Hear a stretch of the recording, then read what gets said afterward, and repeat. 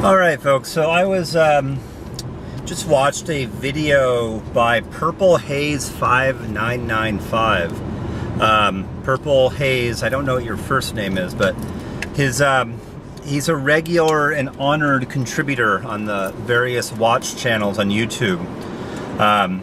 And he just started making videos, so go check out his channel, Purplehaze5995. Anyways, he did a video on the state of his collection, and it's his beautiful 3 Rolex watch collection. I won't talk specifically about it because I want you to go to his channel and look at it. And he also talked about, you know, he's pretty much happy, but there's like, you know, if he's to get what he's going to work towards is sort of a much higher end Rolex. But again, go take a look and see for yourself. So in the comments field, you know, you all know that I very much believe in, you know, buying and enjoying what you really like. And I actually don't think there's anything wrong with being a one brand person. You know, there's something nice about saying, this is my brand, I'm going to make the best collection I can out of this brand. I probably couldn't do it. I love, you know, Omega is my favorite brand, but I'm going to try in a moment, by the way. But I love Breitling, and there's Seiko and other Japanese brands that I like. And, you know, my plan right now is to have a brand centered on Omega, but with, you know, augmented by Breitling and Seiko and some of the other brands out there. So, but I had suggested to him, you know, why don't you, you know, I have to ask, why don't you check out, since you're a tier 5 plus guy, I'm not going to recommend Omega or Breitling or some of my favorite stuff to you, but, you know, there's a lot of great watches out there in you know, the tier 5 to 6 range, you know, Breguet, Blancpain, IWC, JLC, etc., etc., etc. Just goes on and on. But all that aside, that's for Purplehaze to answer.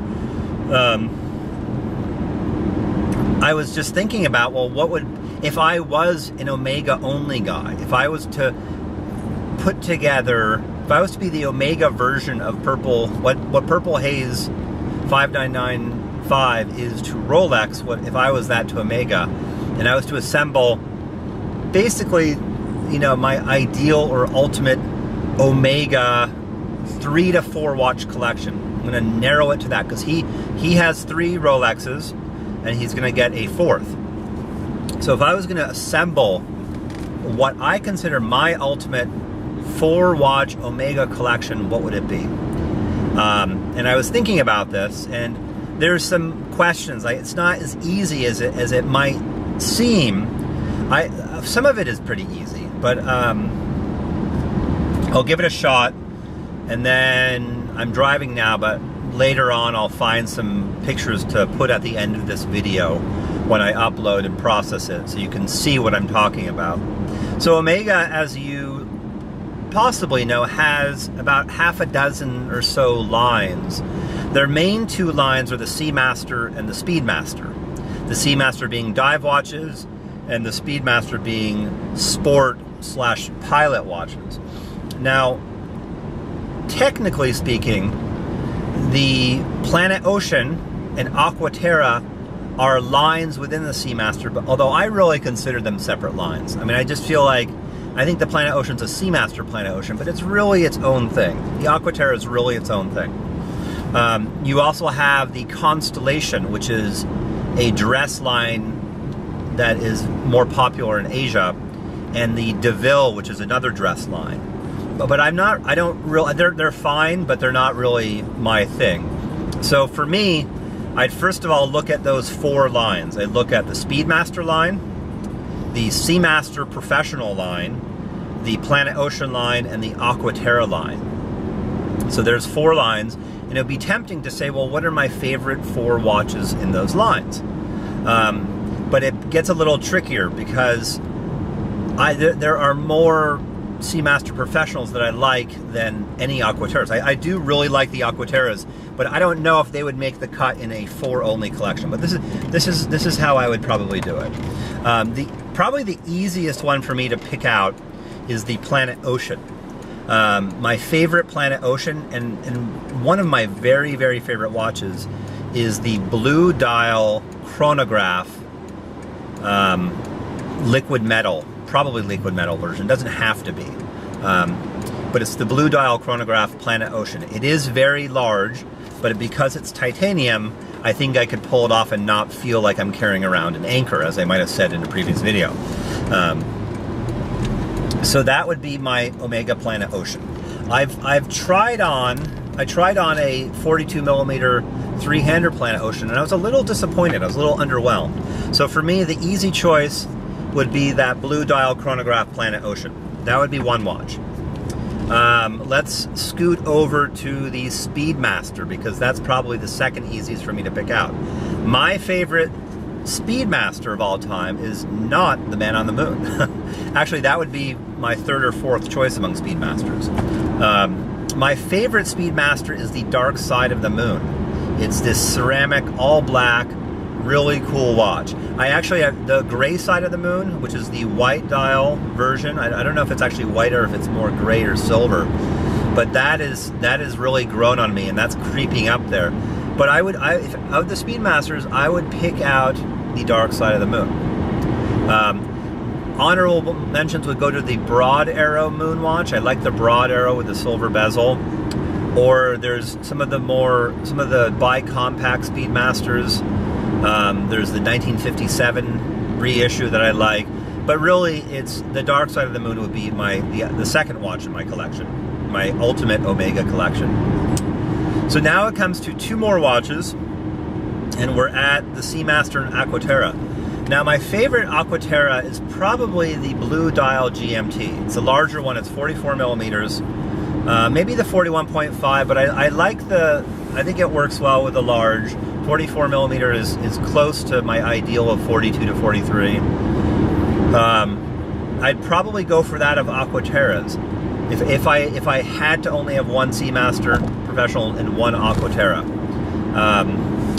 But I really, really like that watch, and I might pick it just for the diversity, but it would be hard for me to take it over several Seamasters. So when we get to the Seamasters, it's tricky because there are a bunch that I could choose from. Of the ones that are currently being produced, my favorite Seamaster is probably the Chronograph Black Dial with ceramic bezel, the smaller 42 millimeter one. That's probably my favorite Seamaster that's currently being produced. I like the non-chrono ones as well, but not as much. So that would probably be my favorite of the current ones. And then of the ones that are no longer being produced, well, the two that I have, the Electric Blue would probably be up there. The Chronograph Blue Dial that I have would be up there. And then much older would be the vintage late 60s Seamaster 300. That is just a really cool watch. I really would like to get one of those. They're a little small. I think they're 39 millimeters, so that might be a little small for me.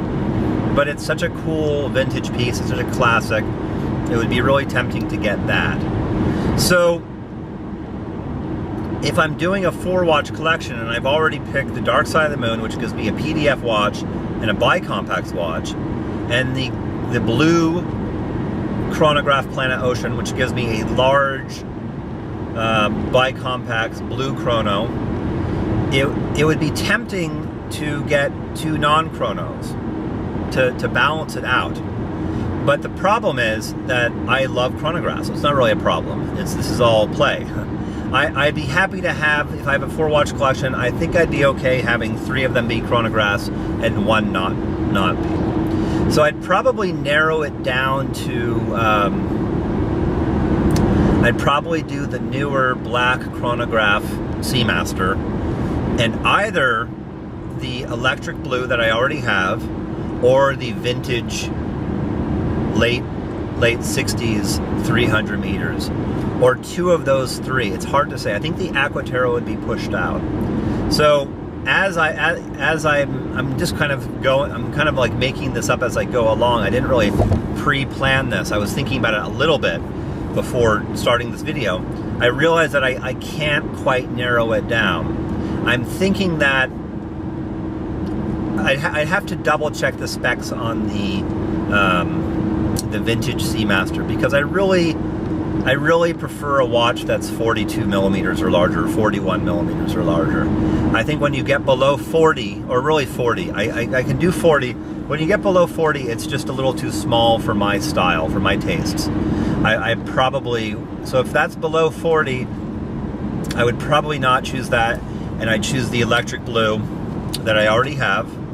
So I'm one watch there, and then the black Chrono Seamaster. So that's that. Those are my my ideal ultimate Omega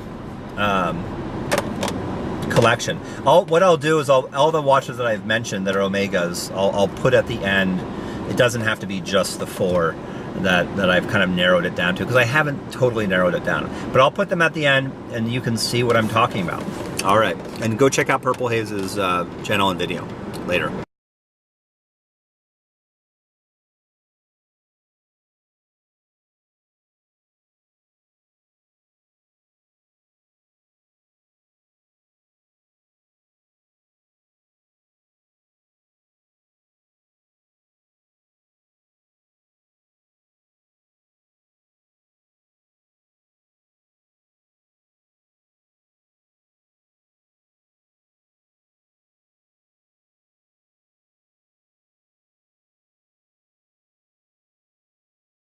And enjoying what you really like. And I actually don't think there's anything wrong with being a one brand person. You know, there's something nice about saying, this is my brand, I'm gonna make the best collection I can out of this brand.